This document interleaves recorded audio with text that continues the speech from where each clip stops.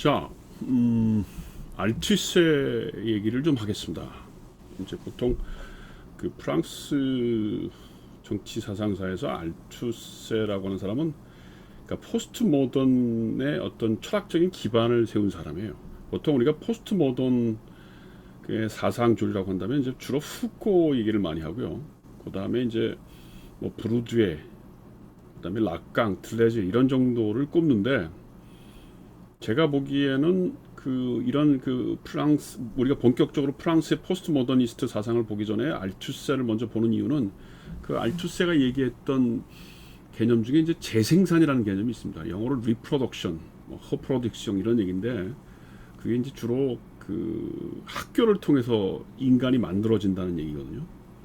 인간이 만들어진다는 건 상당히 그 표현이 여러 가지가 있는데, 이 주로 칸트적인 의미에서의 보편적인 어떤 시민성 혹은 뭐 보편적인 뭐 세계적인 시민성 이런 거가 칸트가 생각했던 주체 이론이고, 그게 소위 교육예를 통해서 그 인간이 이렇게 보편적이고 합리적인 인간이 된다고 하는 것에 대한 생각이었는데, 그것을 가장 먼저 비판한 사람이 사실은 그 알투세입니다.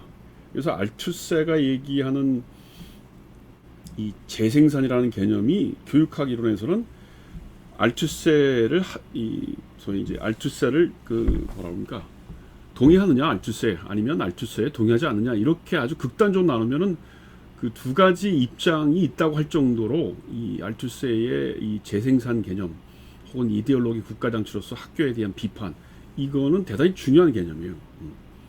그래서 교육학 이론에서 학교라는 게 각자가 가진 저마다 개인의 어떤 창의성을 개발하는 것이다, 이렇게 학교를 보는 사람 혹은 그런 교육학적인 입장과, 아니다, 학교라고 하는 건 자본주의 사회가 요구하는 일종의 어떤 그 이데올로기 국가장치다, 그러니까 이 개인을 훈련시킨다는 거죠. 자본주의 생산관계에 맞도록 훈련시킨다는 겁니다. 이 두 가지 입장이 사실은 교육학에서 대단히 중요한 지적인 흐름이고, 그리고 이제 이런 건 오늘날의 어떤 세계화와 관련해서 우리가 이제 세계 시민 어떤 이런 얘기들을 가끔 하는데, 이제 과거에 알투세가 가졌던 이 분석들은 국내 자본주의 사회에서만 주로 그걸 보았다면, 오늘날은 이제 세계화라고 하는 관점에서 과연 이 학교라고 하는 이 어떤 지식, 대학 이런 것들이 어떻게 이데올로기 국가장치로 작동하느냐를 분석할 때 여전히 알투세의 분석들이 대단히 중요하다는 겁니다. 알투세가 이 논문 이데올로기와 이데올로기 국가장치, 요건 요 논문인데 요 책에 나와 있는 요 논문입니다. 아주 그렇게 많지 않은 논문이에요. 근데 뭐 어마어마하게 중요한 이 논문입니다. 실제로 그 스튜어트 홀이 사실은 그 미디어 이론을 개발할 때도 사실은 이 이데올로기 국가장치라고 하는 이 논문을 기본적으로 굉장히 중요한 논문이라고 생각하고 스튜어트 홀이 그 문화이론, 대중문화이론 혹은 그 미디어 분석을 했던 것처럼, 하여튼 막시즘의 역사에서도 막스와 다른 새로운 형태의 이데올로기 형태, 또 교육학의 역사에서도 기존의 학교라고 하는 게 어떤 자유주의 정치, 자유주의적인 관점에서 학교라는 건 다 개인의 이 창의성을 개발시키고 소질을 개발시키는 대단히 좋은, 그러니까 긍정적인 면으로서의 학교 교육을 봤다면, 알투세의 이 논문이 나오면서 아니다, 학교라고 하는 건 오히려 억압적인 국가장치고 이데올로기 국가장치라고 하는 비판적인 시각이 생기는 것이고, 근데 그거를 지금 이게 60년대에 써졌던 논문이니까 한 50년 이상 지난 지금은 이제 오늘날 세계화 시대의 어떤 지식의 국제화 뭐 이런 차원에서 과연 이데올로기적 효과는 어떻게 작동하느냐, 뭐 이런 걸 연구할 때 대단히 그 많이 참고하는 그런 겁니다. 뭐 미리 뭐 소개를 좀 하자면, 예를 들면 이런 거죠. 이제 이런 거, 이 오리엔탈리즘이라고 하는 책이 사실은 저는 뭐 이 알투세의 문제의식으로부터 시작됐다고 보는 거예요. 뭐 그런 것들. 그래서 뭐 오늘 알투세 처음 시작이지만, 예를 들어서 우리나라에서 뭐 근대화 개발했던 이런 아메리카나이제이션이라고 하는 게 지식의 지배 이런 걸 얘기하는 거란 말이에요. 문화의 지배 이런 거를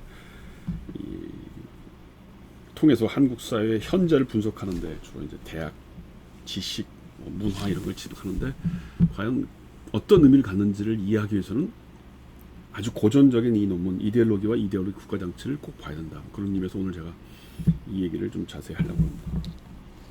좀 서론이 길었는데, 이 책의 그 첫 페이지를 보면 이데올로기 국가 장치 이거 그렇게 어렵지는 않아요. 뭐 한 70페이지쯤 되는 논문인데 이 책이 어떤 식으로 되어 있냐면 앞에는 주로 뭐가 나오냐면 마르크스가 얘기했던 이 리프로덕션, 재생산, 생산관계, 재생산관계 뭐 이런 얘기들이 주로 나와요.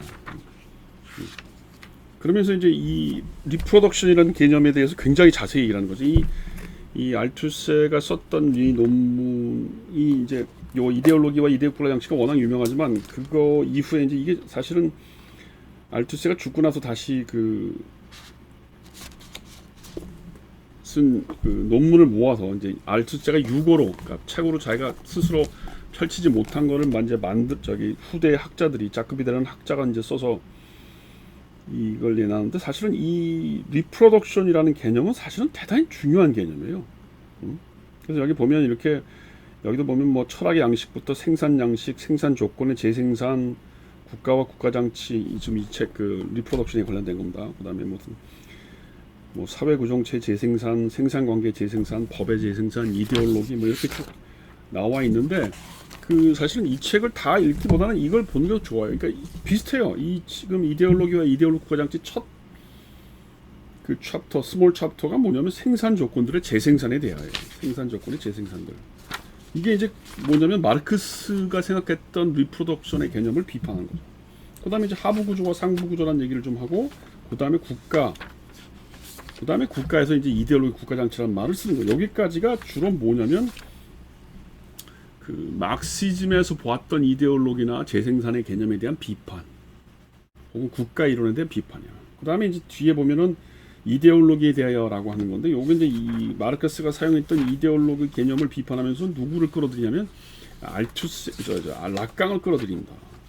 그래서 어떻게 보면 이 전반부의 리프로덕션 문제나 국가 장치에 대한 문제는 마르크시즘에 대한 논의를 굉장히 비판하고 새로운 식으로 마르크스를 해석한 것이라고 보면 되고, 뒤에 나오는 이데올로기에 대한 개념은 마르크스의 이데올로기 개념을 락강식으로 재해석한 거예요.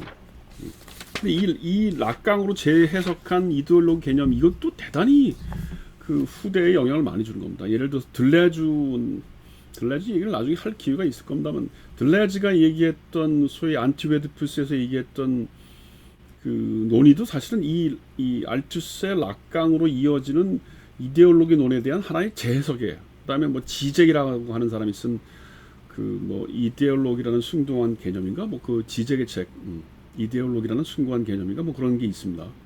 그것도 사실은 알투세에 대한 혹은 락강에 대한 새로운 해석입니다. 그래서 여러 가지 의미에서 지금 이 논문의 자리매김을 하는 것인데, 이 이데올로기와 이데올로기 국가 장치는 프랑스 현대 철학 혹은 포스트 모던의 논의 혹은 지식, 국가 뭐 이런 얘기를 할 때 대단히 중요한 거다. 뭐 그런 얘기를 이제 하겠습니다. 자, 그래서 여기 보면 이제 알투세가 뭐라고 그러냐면 마르크스 이 자본론 2권에 보면 생산 조건들의 재생산에 대한 얘기가 나온다는 거예요. 리프로덕션이라는 개념을 마르크스 쓰고 있다. 주로 어디냐면 자본론 2권이다. 그럼 거기서 주로 뭘 얘기하냐면 마르크스가 자본론 2권에서 주로 얘기하는 건 뭐냐면 생산 수단이라고 하는 것을 어떻게 재생산할 거냐, 그 다음 소비 부분을 어떻게 재생산할 거냐, 그걸 얘기했다는 거예요.